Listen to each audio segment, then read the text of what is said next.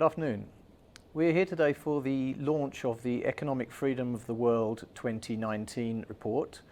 This is an annual report that's released each year by the Fraser Institute in Canada, and it's a compilation of various statistics that measure economic freedom in various variables, and they're combined into a single number which can then act as a sort of a proxy for the openness of a country's economy and its commitment to capitalism generally.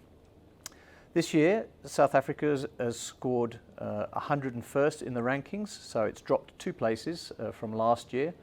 Unfortunately, that's a drop of some 50 places over the last 20 years. In 2000, we were at 47th, and now at 101, it's quite a significant drop. The index itself is made up of 5 categories.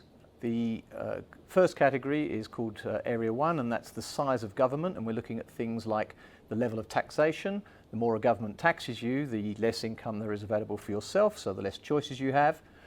Area 2 is the legal system and the security of property rights. So we're looking at things like the judiciary, the impartiality of the courts, whether they will uphold contracts, and things like the reliability of police and the business costs of crime. In Area 3, we look at sound money, which is in inflation. We look at the variation of inflation, and we look at the rate of inflation. And countries with higher inflation are obviously having their savings debased by their governments, and they will score lower on the rankings. Area 4 is the freedom to trade with foreigners, and your freedom to have foreign bank accounts and to be able to move freely between countries. And then in Area 5, we have 3 subcategories. That is the regulation of labour, of credit, and of business generally. So we're looking at more of the red tape that ties up an economy, things like the regulation of credit loans and the starting of a business and administrative requirements for running those businesses.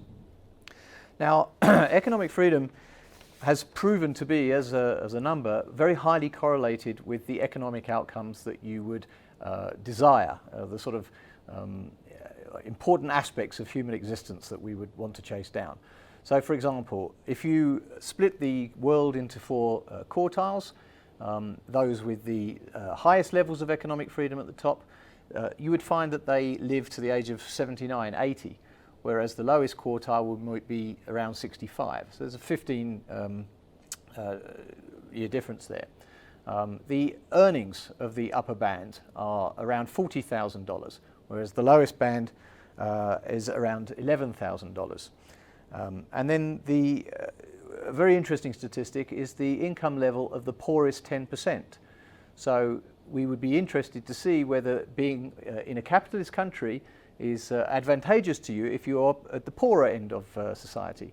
And in fact, the poorest 10% in an economy earn as much as $12,000 a year compared to $1,500 a year for the lowest quartile. So economic freedom has a huge impact on the results on poverty and health and general happiness, and it's obviously a very important statistic to watch. Our role here at the Free Market Foundation is to publicise this report, to make clear the various parameters that make up that report, and look for the opportunities for where policy may be changed to favour economic freedom over the lack of economic freedom, and thereby bring prosperity to its citizens.